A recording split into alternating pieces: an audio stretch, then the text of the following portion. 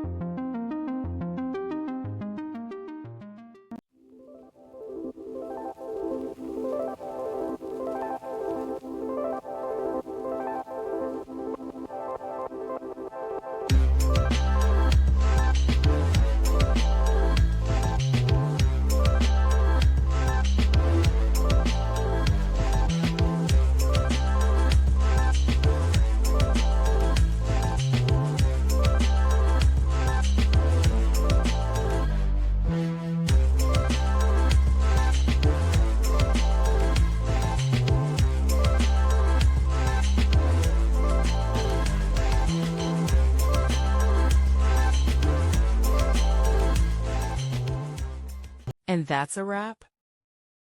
I hope you found the answer you were looking for. If you did, take a second to hit that subscribe button. It really helps out. And let me know in the comments which solution worked best for you. See you next time in the debug zone.